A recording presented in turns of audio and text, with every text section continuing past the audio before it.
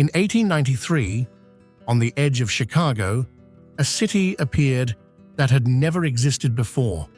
It was called the world's Columbian Exposition, the Columbian World's Fair. It was built to celebrate the 400th anniversary of Columbus's voyage and to show the world what the United States had become. Visitors arriving in Chicago did not simply come to see exhibits. They entered a city made for looking. Buildings rose beside water. Wide paths led between them. Bridges crossed canals that reflected towers and domes. Chicago did not build this place to last. It built it to be seen.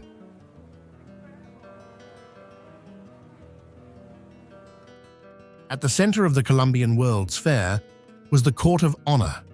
This was the first and most important space visitors encountered. Large exhibition buildings surrounded a long basin of water. Their columns and domes borrowed the language of ancient capitals: Rome, Athens, cities built to project power and order. Boats moved slowly across the lagoon. Visitors crossed bridges in steady lines. The buildings did not face outward toward Chicago.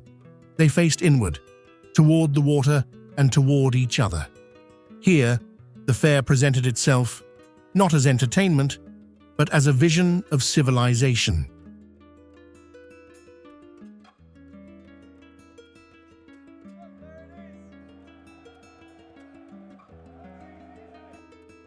From above, the Columbian World's Fair revealed its true design. Straight avenues, open spaces, water cutting through stone. This was not a city that grew slowly over generations. It was placed all at once.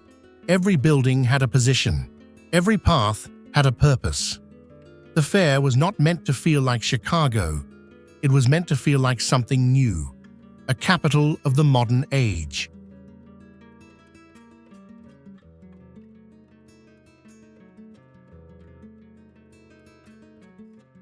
The transportation building celebrated movement. Trains, ships, engines. Outside, a moving sidewalk carried visitors along the pier. People stood still while the ground beneath them moved. For many, this was their first experience of mechanical personal transport. Distance felt smaller.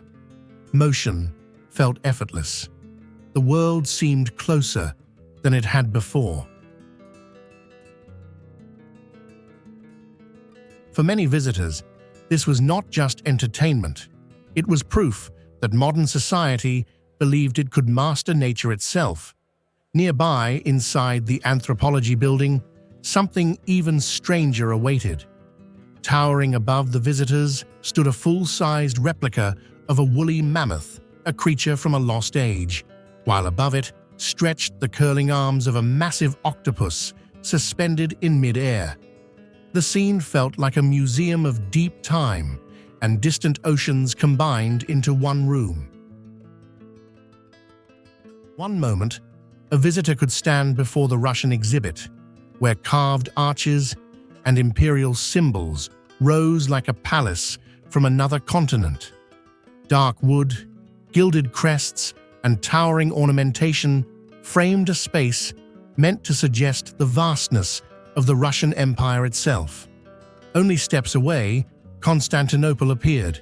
Minarets, domes, and patterned walls recreated the atmosphere of an Ottoman street, filled with color, texture, and unfamiliar sounds. Here, the East was not described, it was constructed, and nearby stood the Moorish Palace. Its arches curved like waves of stone. Its walls were covered in repeating geometric designs inspired by Islamic architecture of North Africa and Spain. Each exhibit offered more than spectacle. It offered an illusion of travel. The fair did not simply show objects from around the world. It attempted to gather the world itself, piece by piece, into a single place. When evening came, the fair did not fade into darkness. It became something new. Light traced the edges of buildings and bridges. Reflections stretched across the water. Instead of flame, the glow came from wires. For many visitors, this was their first time seeing a city illuminated by electricity. The buildings became outlines of brightness against the sky. The water doubled their shapes. People stopped walking. They stood and watched. At night, the fair became a place of stillness, a city made of light. When the world's Columbian Exposition closed, the city did not remain.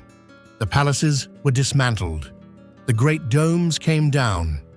The electric lights that once turned night into day went dark. What vanished was not just a fair. It was a world that had been built to last only one season. But the land did not forget. Today, parts of that vanished city still survive in Jackson Park. The lagoon still follows the paths once traced by gondolas.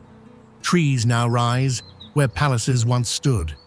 Paths cut through places where crowds once gathered beneath white columns and glowing domes. For a moment, in 1893, the world gathered in Chicago. And then, just as quietly as it arrived, it faded into history.